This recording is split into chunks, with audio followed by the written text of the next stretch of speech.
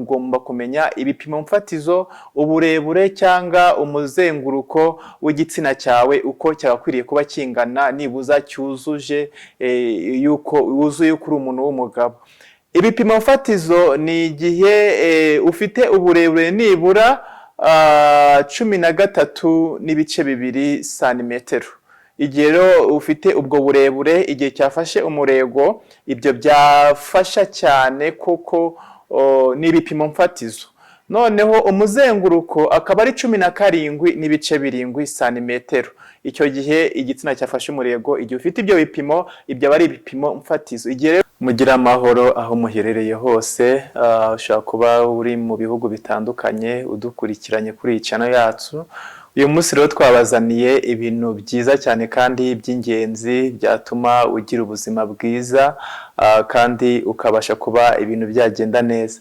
Uyu munsi rero turababwira ibintu byinshi byatuma habaho kugabanyuka kw'igitsina cyangwa kutagura kw'igitsina, ari byo bitwa kugwingira kw'igitsina.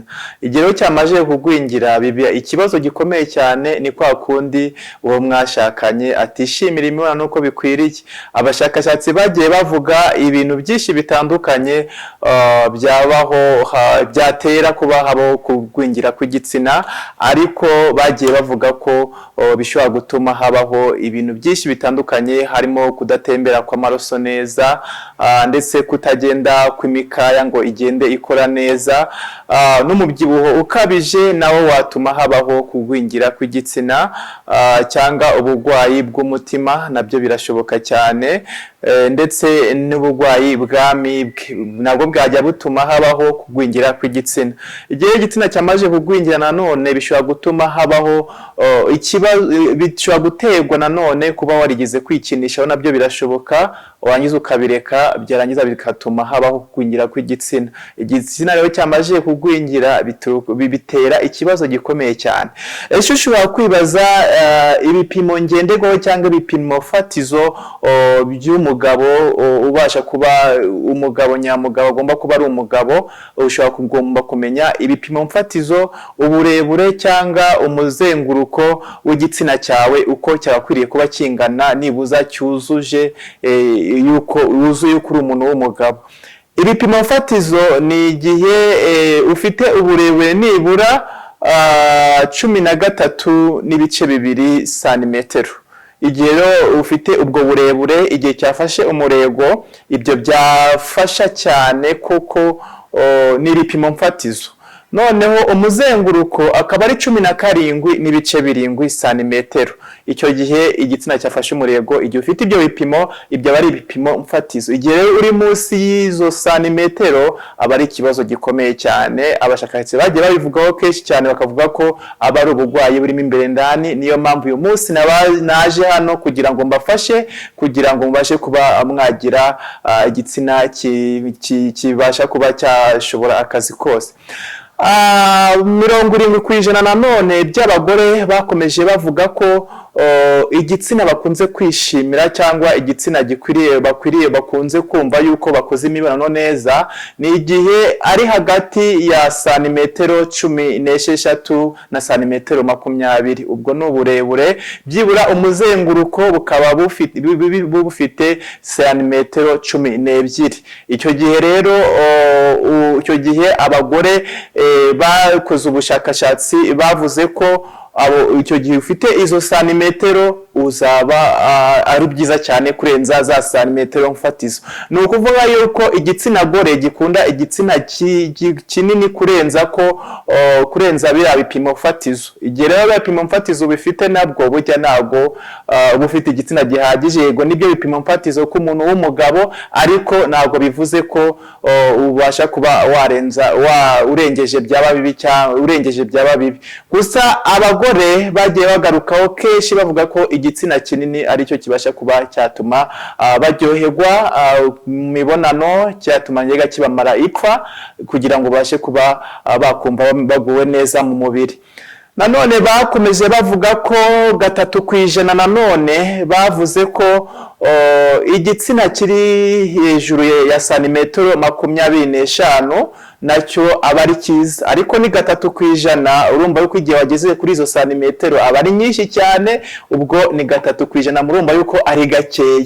Ariko mbabwire ko umuntu ufite igitsina kiri hagati ya santimetero 16 na 20, urebye icyo gitsina kiba gifite gahunda neza, kibasha kuba cyashimisha umugore, bikabasha kuba byagenda neza. Urumva yuko izo santimetero nk'izo zaba ni nyinshi, ni 75%. Urumva ko ari benshi cyane bakwishimira igihe ufite izo santimetero.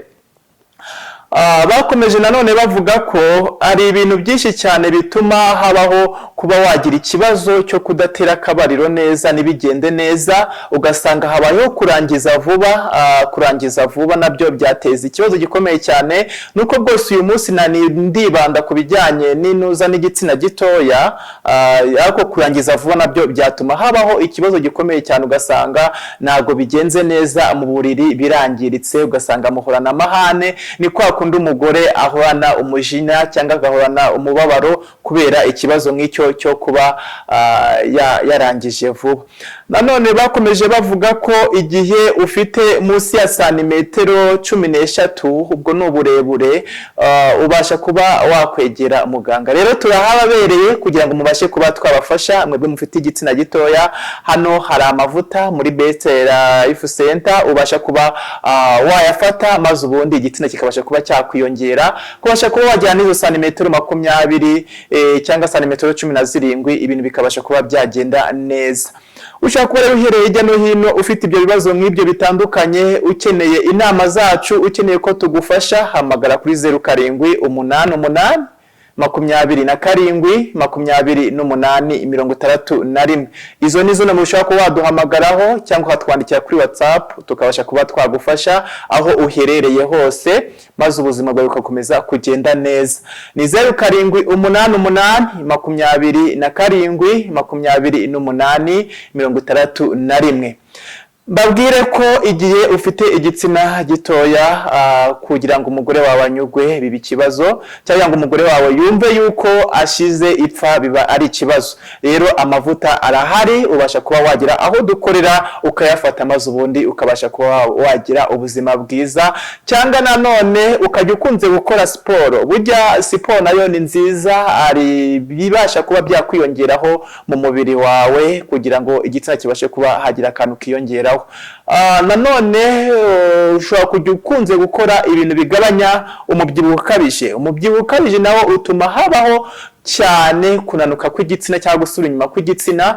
Nababwiye yuko nanone itembera ry'amaraso igihe ridakoze neza nabwo ni ikibazo gikomeye cyane, kuko kugira ngo igitsina kibashe kuba cyafata umurego nuko haba huzuyemo amaraso yatembeye neza n'imikaya iri gukora neza. Iyi misemburo rero igihe amaze kwangirika, ni kwa kundi hazabaho kugabanyuka kw'igitsina cyangwa kutagura kw'igitsina, ukaba byateza ikibazo cyo kuba cyagwingira. Nanone nababwiye yuko amibe nayo yatuma igitsina gisubira inyuma. Nyamuneka nimba ubona amibe, ibimenyetso tugenda tubibabwira kenshi, ubona amibe yatangiye kukwangiza, tangira rero ufate imiti yazo kugira ngo itazaguteza ibibazo hato na hato.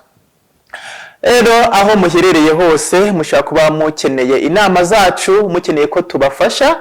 Nababwiye ko ibipimo mfatizo ku muntu w'umugabo, uburebure ni santimetero 13.2, umuzenguruko akaba ari santimetero 11.7, ariko abagore bagakunda igitsina kiri hagati ya santimetero 16 na 20. Ku muzenguruko bikaba ari 12 n'ibice 7, ukabasha kuba icyo gitsina cyo abagore babasha kuba bakunda, kandi kikabasha kuba cyamara ipfa mu gihe nanone utabashije kuba urangiza vuba. Ushobora kuba ufite igitsina kinini ukarangiza vuba, ugasanga ni ikibazo gikomeye cyane, nabwo ntacyo cyaba kimaze. Niyo mpamvu tuhari, imiti irahakubereye ibasha kuba yagufasha ibyo byose. Nimba ukeneye kugira ngo igitsina cyawe kizamuke, aya mavuta arahakubereye muri Best Life Center. Ubu ushobora kuba wagira aho dukorera, cyangwa ukaduhamagara kuri nomero turi kugenda tubaha, ni 0788